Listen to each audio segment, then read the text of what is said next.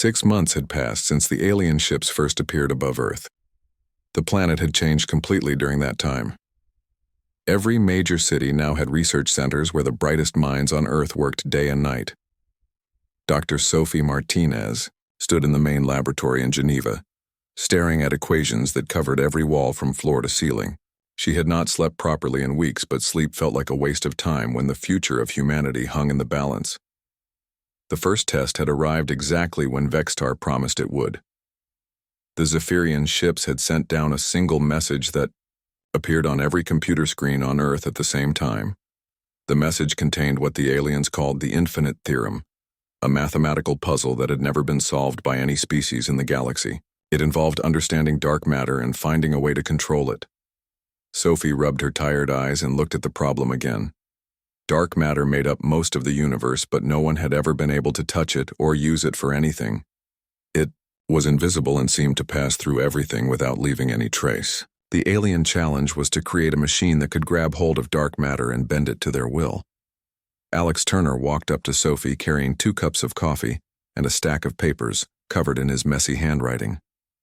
He was the best mathematician Earth had ever produced, a man who could see patterns in numbers that no one else could find.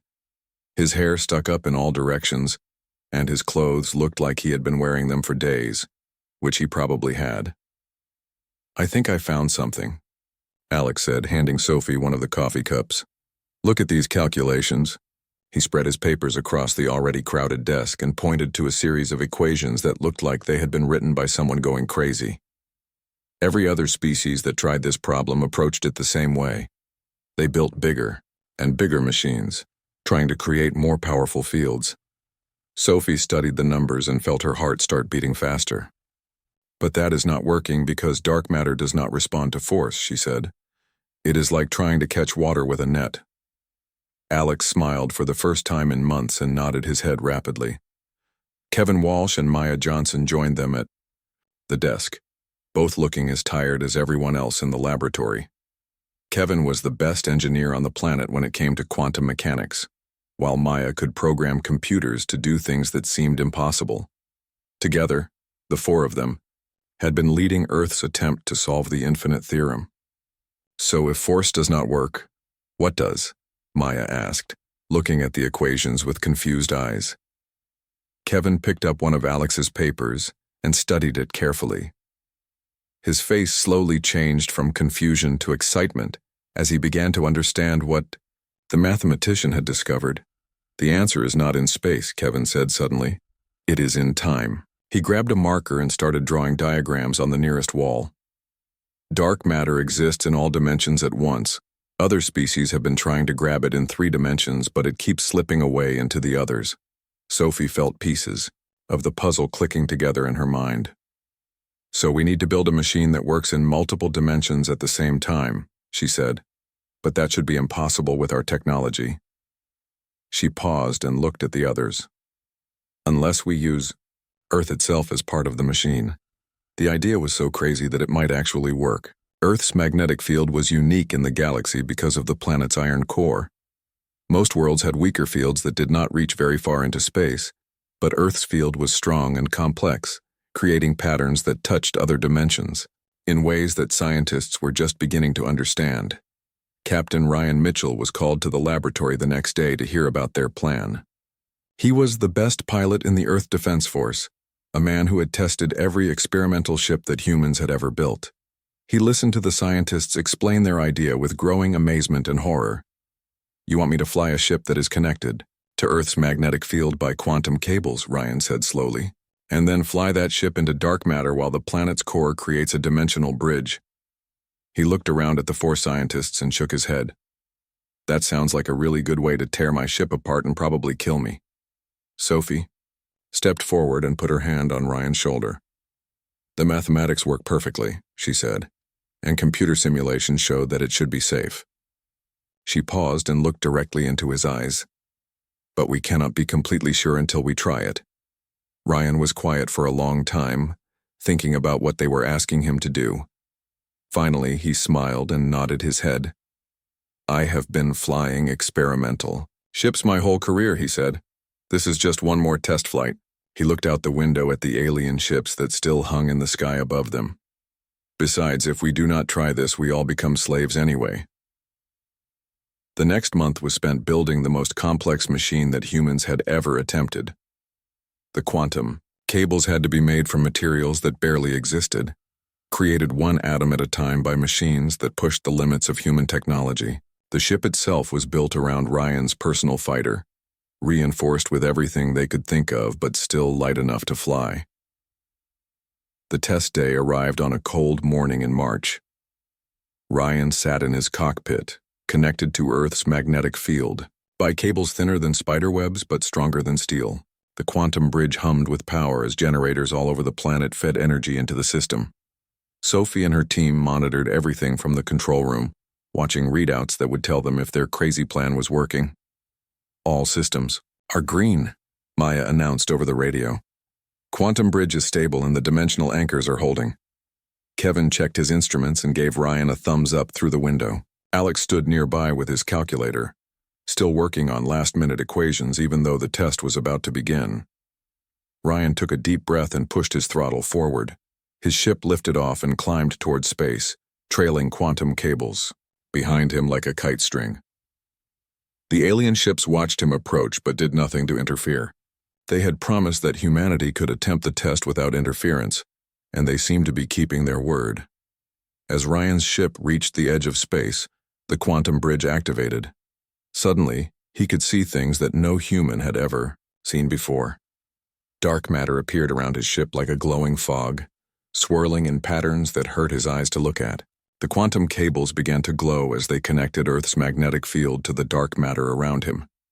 "I can see it," Ryan said over the radio, his voice full of wonder. "The dark matter is everywhere, like a river flowing through space." He activated the collection system that the scientists had built into his ship. For a moment, nothing happened. Then the dark matter began to respond, flowing toward his ship like metal drawn to a magnet. Down in the control room, Sophie and her team watched their instruments with amazement. The impossible was happening right in front of their eyes. Ryan's ship was actually collecting dark matter and storing it in quantum containers. The infinite theorem that had defeated every other species in the galaxy was being solved by 4 tired scientists and 1 brave pilot. The test lasted for 6 hours. When Ryan finally returned to Earth, his ship carried containers full of dark matter that could be studied and used. The quantum bridge had worked perfectly, creating a stable connection between Earth and the invisible substance that filled the universe. Humanity had passed the first test by thinking about the problem in a completely different way. 3 days later, Vextar's image appeared on screens all over Earth again. The alien's 6 eyes seemed brighter than before, and there was something that might have been respect in his voice when he spoke. "People of Earth," Vextar said, "you have accomplished something that no species has done before. You have solved the infinite theorem using methods that we never considered possible." The alien paused and seemed to study humanity through the cameras. "Your approach was so unusual that our scientists are still trying to understand how it worked," Sophie felt. A moment of pride, but it was quickly replaced by worry. They had passed the first test, but 2 more challenges waited for them. And according to the records, the test of courage had defeated many species that successfully solved the infinite theorem. Vextar continued speaking from the screens around the world. "You have 3 months to prepare for the second test," he said. "This next challenge will not measure your minds but your hearts. Prepare your bravest warriors, for they will face dangers that have broken the spirit of countless heroes." The transmission ended, leaving Earth to celebrate their first victory while preparing for an even greater challenge ahead. 3 months after solving the infinite theorem, Colonel Sam Rodriguez stood on the deck of a massive alien space station, looking out at a dying star that painted everything around them in sick yellow light. The star was in its final stages of life, throwing out radiation that made the space around it dangerous for any living thing. Sam had volunteered to lead humanity's team for the test of courage, knowing that someone had to step forward when everything was at stake. The Zephyrian space station was bigger than any city on Earth, built from materials that seemed to absorb light and sound. Strange alien symbols covered every surface, glowing with their own inner fire and changing patterns whenever Sam looked away. The artificial gravity felt wrong somehow, pulling in directions that made his stomach feel sick even though he had been in space many times before. Diana Foster stood beside Sam, checking her pilot equipment for the 10th time in an hour. She was the best pilot in the Earth Defense Force after Ryan Mitchell, a woman who could fly anything with wings or engines. Her hands moved over her gear with the practiced ease of someone who had spent her life preparing for dangerous missions. But even Diana looked nervous as she stared out at the swirling colors of the Phantom Nebula. The nebula stretched out in front of them, like a wall of madness made from gas and energy. It was beautiful and terrifying at the same time, with colors that had no names and shapes that hurt to look at directly. Lightning that was not really lightning danced through the clouds of gas, while strange shadows moved in patterns that made no sense. The dying star's radiation mixed with an ancient alien artifact somewhere deep in the nebula, creating a place where reality itself became unstable. Luke Bennett was working on their ship in the station's docking bay, making last-minute adjustments to systems that would hopefully keep them alive in the nebula.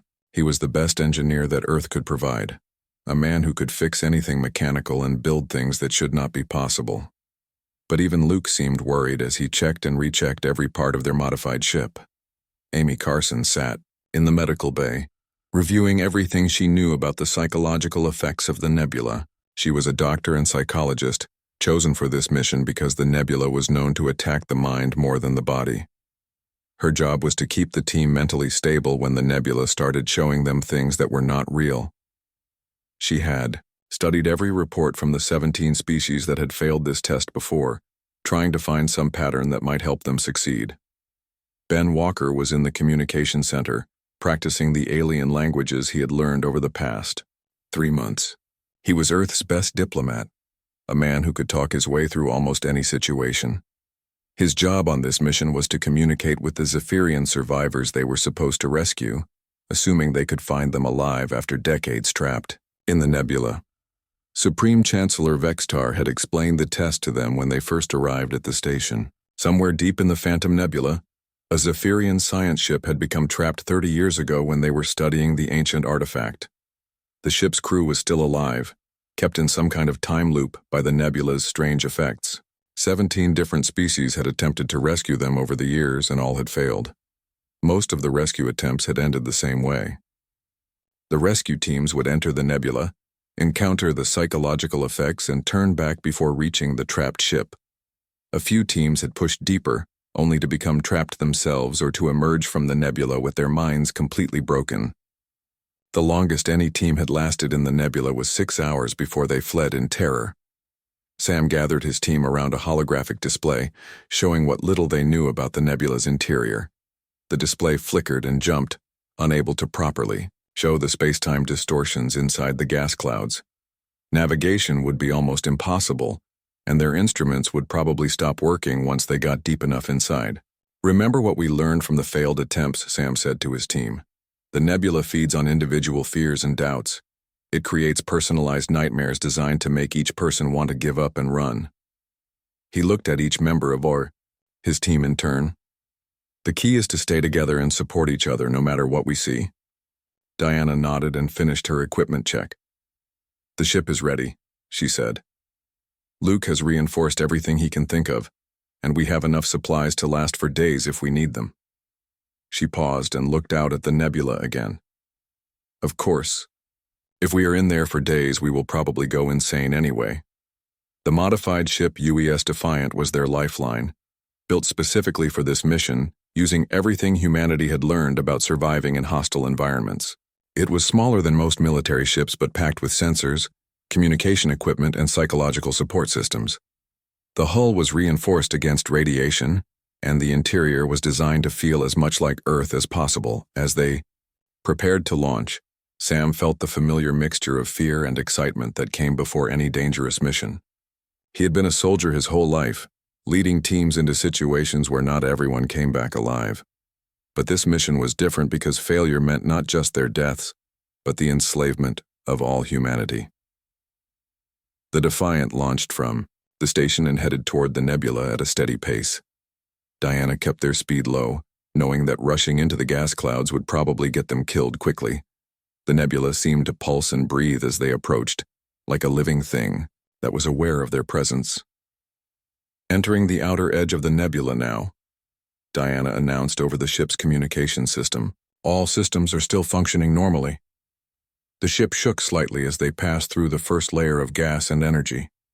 Outside the windows, normal space disappeared and was replaced by swirling colors that seemed to move with purpose. Within minutes, the psychological effects began. Sam started seeing shadows moving in the corners of his vision, shapes that vanished whenever he turned to look at them directly. Amy had warned them that this would happen, but knowing about it did not make it any less disturbing. The shadows seemed familiar somehow, like people he had known but could not quite remember. Diana was fighting her own demons as she piloted the ship through the shifting maze of gas clouds. She kept seeing her family on Earth, watching the sky, as alien ships descended to enslave them. The visions were so real that she could hear her children crying for help, begging her to come home and protect them. Her hands shook on the controls as she tried to focus on flying instead of the terrible images in her mind. Luke was seeing every machine he had ever built falling apart around him, sparks flying and metal tearing as his life's work turned into twisted wreckage. The ship's engines seemed to be making strange noises, and he kept thinking he could smell smoke even though all the sensors showed everything was working perfectly. His engineer's instincts screamed at him to stop and check every system, but he forced himself to trust his instruments. Amy was experiencing the worst effects because she understood exactly what was happening to their minds. She could feel the nebula probing her thoughts, looking for fears and regrets to use against her. She saw every patient she had ever lost, every person she had failed to help, standing around her and accusing her of being inadequate. The guilt was overwhelming, but she forced herself to remember that none of it was real. Ben was hearing voices in alien languages, messages of distress and confusion that seemed to be coming from everywhere at once. Some of the voices sounded like the Zephyrian survivors they were looking for, while others belonged to the rescue teams that had failed before them. The voices begged him to turn back, to save himself while he still could. The breakthrough came when Amy realized that the nebula's effects were weakest when the team members were in physical contact with each other. She called everyone to the ship's central area and had them link arms, creating a human chain that seemed to anchor them to reality. The visions became less intense, and they could think more clearly about their mission. The nebula is designed to isolate us, Amy explained as they held on to each other. It wants us to face our fears alone because that is when we are most vulnerable. But if we stay connected, we can resist its influence. The team formed a tight circle, supporting each other against the psychological assault. Using this technique, they were able to push deeper into the nebula than any previous rescue team. The gas clouds around them became thicker and stranger, filled with impossible colors and shapes that defied description. Their ship's instruments began to malfunction, but Diana was able to navigate by following the distress signals that grew stronger as they approached their target. After 8 hours in the nebula, longer than any previous team had managed, they finally found the Zephyrian science ship. It was caught in a bubble of distorted space-time, flickering in and out of existence like a broken hologram. The ship appeared to be sending the same distress signal over and over, trapped in a temporal loop that had kept the crew alive but unable to escape. Ben established communication with the trapped Zephyrians and discovered that they were indeed experiencing the same day repeatedly, unaware that decades had passed in the outside world. General Jake Harrison stood in his office looking out at Washington, D.C., watching crowds of people gathering in the streets below. 2 months had passed since Sam Rodriguez and his team returned from the Phantom Nebula as heroes, but the celebration had not lasted long. The final test from the Zephyrians had arrived, and it was more dangerous than anyone had expected, because it did not look dangerous at all. The aliens had not asked humanity to solve impossible puzzles or rescue anyone from deadly situations. Instead, they had made offers. Wonderful, tempting offers that could transform life on Earth beyond anyone's wildest dreams. The catch was that each offer came with a price that could destroy everything humanity had worked for. Dr. Elena Roberts sat across from Jake's desk, reviewing the formal documents that had arrived from each Zephyrian ship. She was Earth's chief negotiator, a woman who had spent her career making deals between nations that often hated each other. But these alien offers were unlike anything she had ever seen before, because they were designed to turn Earth's greatest strength into its greatest weakness. The pattern is clear once you see it, Elena said, spreading the documents across Jake's desk. Each major nation and alliance has received an offer for exactly what they want most. The technology is real. The benefits would be incredible. But accepting any offer requires signing separate agreements that would break up our unified response. President Tony Garcia had received an offer for terraforming technology that could turn dead planets into garden worlds. The American Federation could claim and colonize hundreds of worlds, becoming the most powerful nation in human history. The technology came with detailed plans and even sample equipment that proved it actually worked. Prime Minister Charlotte Davis of the European Alliance had been offered genetic enhancement techniques that could eliminate aging, disease, and death itself. Every person in Europe could live forever in perfect health, never growing old or getting sick. The offer included medical scanners that could already cure cancer and restore youth to elderly volunteers. The African Continental Union had been promised weather control technology that could end droughts, stop floods, and make every desert bloom with life. The Asian Federation received offers for unlimited clean energy that could power their entire civilization for thousands of years. Each offer was perfectly designed to appeal to what each group wanted most. Senator Chris Murphy had arrived in Washington that morning, leading a group of politicians who thought humanity should accept the individual offers. He was a smart man who genuinely believed he was trying to save humanity, but Jake could see the fear in his eyes. The senator was afraid that refusing these gifts would doom Earth to slavery when they could have amazing technology instead. We are being offered solutions to every problem humanity has ever faced, Senator Murphy said as he paced around Jake's office. Immortality, unlimited energy, terraforming, weather control. We could turn Earth into paradise and spread across the galaxy as the most advanced species that has ever lived. He stopped pacing and looked directly at Jake. How can we justify turning down gifts like these? Dr. Rachel Kim sat quietly in the corner of the office, her face showing the internal struggle she was fighting. She was Earth's leading geneticist, and the Zephyrian genetic enhancement offer could let her eliminate every genetic disease that had ever caused suffering. Children would never again be born with conditions that would kill them or cause them pain throughout their lives. The temptation to accept was almost overwhelming. Jake understood why people were wavering. The offers were not tricks or traps, in any obvious way. The technology was real and would do exactly what the aliens claimed. But the price was hidden in the legal language of the agreements. Any nation that accepted an individual offer would have to withdraw from Earth's unified challenge response. They would get their gift, but humanity would be fractured, and Earth would fail the test. The other species that faced this test made the same arguments we are hearing now, Elena said, pulling up holographic displays showing historical records the aliens had shared. The Corvani took the immortality technology and left their planet divided into those who lived forever and those who died normally. The Threx accepted unlimited energy, but only for their richest cities. The Yandari took terraforming technology for their most powerful nations. Every species that had reached the third test had failed in the same way.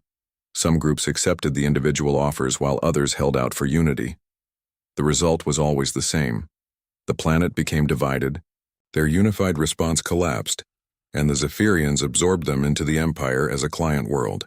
The species got to keep their gifts, but they lost their freedom. Jake's communication system chimed with urgent messages from around the world. Several smaller nations were beginning to seriously consider the offers, especially those that had been struggling with poverty or natural disasters. The Zephyrian gifts could solve all their problems instantly, and their people were demanding that their leaders accept. The situation became critical when 3 nations announced they were withdrawing from the unified response to accept individual offers. The Republic of Indonesia wanted the weather control technology to stop the floods that had been devastating their islands. The Kingdom of Madagascar needed the genetic enhancement to save their population from a plague that was spreading across their continent. The Federation of Central American States wanted the terraforming technology to give their people new worlds to live on. President Claire Morgan called an emergency session of the United Earth Assembly. As panic spread across the planet, Jake and Elena flew to New York to attend the meeting, knowing that this could be humanity's last chance to stay united. The assembly hall was packed with representatives from every nation on Earth, all facing the most difficult decision in human history. The debate went on for hours as delegates argued about what humanity should do. Some nations that had received offers were already preparing to accept them, while others insisted that unity was more important than any technology. The room filled with angry voices as people accused each other of being willing to sacrifice humanity's future for personal gain. Dr. Grace Thompson, Earth's leading philosopher and ethicist, stood up to address the assembly during a brief, quiet moment. She was an elderly woman who had spent her life thinking about right and wrong, and her words carried weight with people from all nations. Her voice was quiet but clear as she spoke about what was really at stake. The aliens are not testing our intelligence or our courage anymore, Grace said, looking around the assembly hall. They are testing whether we can remain human when faced with the ultimate temptation. Every species that has faced this test has chosen individual advancement over collective survival. She paused and let her words sink in before continuing. The question is not whether these gifts are good or bad. The question is whether we can resist the urge to grab what we want when doing so would destroy what we are. Senator Murphy stood up to respond, his face red with frustration. Easy words from someone who is not watching her people suffer, he said. The genetic enhancement could save millions of lives. The weather control could feed billions of hungry people. The terraforming technology could give humanity 1,000 new worlds to explore. He looked around the room at the other delegates. How is choosing to let people die and suffer more moral than accepting gifts that could help them? The argument that followed was the most intense political debate in human history. Nations that had been allies for decades found themselves on opposite sides, while traditional enemies discovered they agreed about what humanity should do. Jake watched from the gallery as Earth's unity began to crack under the pressure of impossible choices. The breakthrough came when Elena stood up with a proposal that stunned everyone in the assembly hall. Instead of arguing about whether to accept or reject the offers, she suggested that humanity do something no other species had ever tried. They would negotiate with the Zephyrians as a single unified entity, asking for shared access to all the technologies rather than accepting individual gifts that would divide them. We propose that humanity accept all the offered technologies, Elena announced, but only if they are shared equally among all nations and peoples on Earth. No one gets immortality unless everyone gets it. No one gets unlimited energy unless everyone benefits. We rise together or not at all. The proposal was so unexpected that the assembly hall fell completely silent. No species had ever tried to change the fundamental nature of the test itself. They had always either accepted the individual offers or rejected them entirely. The idea of negotiating for a completely different arrangement had never occurred to anyone before, but Elena was not finished with her proposal. She stood up again and looked directly at the cameras that were broadcasting the session to every person on Earth. Furthermore, she said, we propose that any technologies humanity receives should be shared not just among ourselves, but with every species in the galaxy, including the Zephyrians themselves. True advancement comes from lifting everyone up together. The assembly erupted into discussion as delegates tried to understand what Elena was suggesting. Jake Harrison was drinking his morning coffee when the alarm started screaming across the Earth Defense Coalition base. He dropped his cup and ran to the command center, where dozens of officers stared at their screens with wide eyes. The biggest ships anyone had ever seen hung in space above Earth like dark metal mountains. They had appeared without any warning and without making a sound. Commander Jake Harrison took his place at the main console and tried to understand what he was looking at. The alien ships were huge beyond belief, each one longer than most cities, and covered in strange patterns that seemed to move and change as he watched them. There were 12 ships in total, arranged in a perfect circle around the planet. They just waited there, silent and still, like they were studying Earth. The communication officer turned to Jake with a pale face. "Sir, we are getting a signal from the ships. It is coming through on all frequencies at once." Jake nodded and told her to put it on the main screen. The image that appeared made everyone in the room step back in shock. The creature on the screen looked like it had been built from nightmares and dreams at the same time. It stood tall on 4 legs that ended in sharp points, with skin that changed color like oil on water. Its head was long and narrow, with 6 eyes that glowed with purple light. When it spoke, its voice came from everywhere at once, deep and powerful, like thunder rolling across the sky.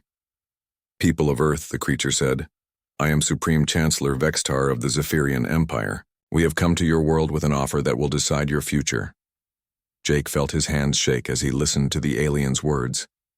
The creature continued speaking with a voice that made the walls vibrate. "Your planet sits at the center of hyperspace routes that our empire needs. We could take your world by force, but our traditions demand something different." Admiral Lisa Carter burst into the command center just as the alien explained their challenge system. She was Earth's top military leader, a woman who had never backed down from any fight in her life. She stood next to Jake and watched as Vextar told them about 3 tests that would decide Earth's fate. The alien's 6 eyes seemed to look directly at each person in the room as it spoke. "You will face 3 challenges," Vextar said. "A test of intellect, a test of courage, and a test of unity. If you succeed in all 3, we will recognize your world as sovereign and offer you membership in the Galactic Federation.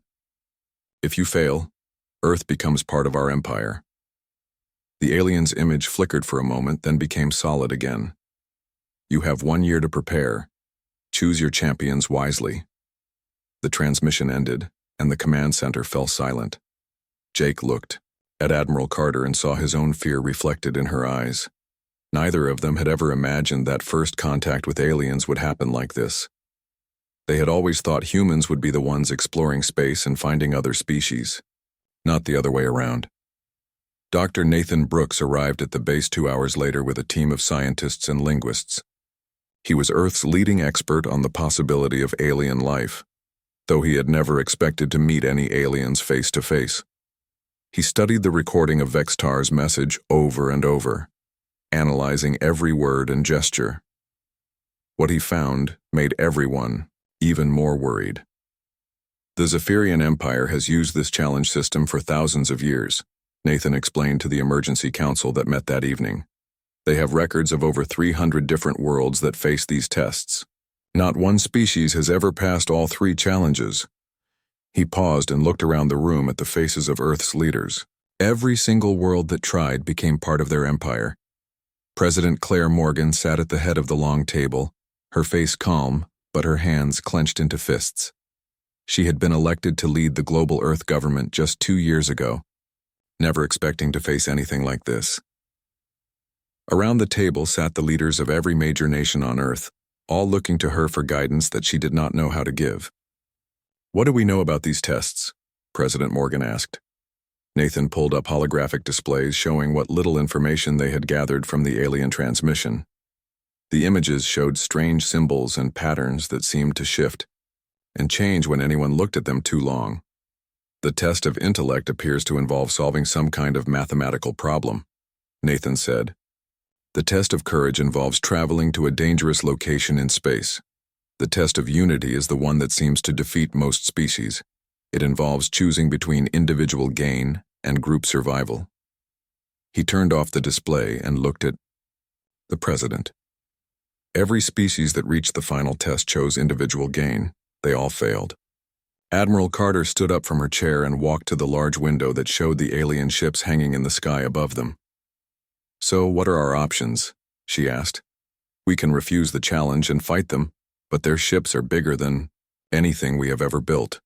We could try to run, but they control space around our planet. Or we can accept their challenge and probably fail like everyone else." The room stayed quiet for a long time. Outside the window, the alien ships continued, their silent watch over Earth. Their dark shapes blocked out stars and cast shadows on the planet below. Jake could see people in the streets pointing up at the sky, some running in fear while others stood and stared in wonder. President Morgan finally spoke, her voice steady and strong. "We are going to accept their challenge," she said. "Humanity has always faced impossible odds and found ways to survive. We have crossed oceans, climbed mountains, and reached for the stars. We will not give up without trying." She stood up and looked at each person in the room. "We have 1 year to prepare for 3 tests that no species has ever passed. We are going to be the first." Jake Harrison felt something change inside him as he listened to the president's words. The fear was still there, but it was mixed with something else now. It was the same feeling he had when he first joined the military, the knowledge that he was part of something bigger than himself. Earth was going to fight for its freedom, and he was going to help make it happen. The meeting continued through the night as they began making plans. They would need the best minds on Earth working together, the bravest people willing to risk everything, and a unity that humanity had never achieved before. The aliens had given them 1 year to do the impossible. Jake looked out at the alien ships one more time and made a silent promise that Earth would not go down without the fight of its life. The morning of the final vote dawned clear and bright across the world, but General Jake Harrison felt like he was standing at the edge of a cliff. In a few hours, every nation on Earth would cast their vote on Elena Roberts' proposal to negotiate with the Zephyrians as one unified species. The alien ships still hung in orbit above them, silent and waiting as they had for over a year now. The United Earth Assembly Hall was packed beyond capacity as delegates from every nation took their seats. Jake sat in the observer section next to Dr. Sophie Martinez, who had flown in from Geneva to witness what might be humanity's final decision as a free species. Behind them sat Captain Ryan Mitchell, Colonel Sam Rodriguez, and the other heroes who had helped humanity pass the first 2 tests. President Claire Morgan stood at the central podium, looking out at the sea of faces that represented all of humanity.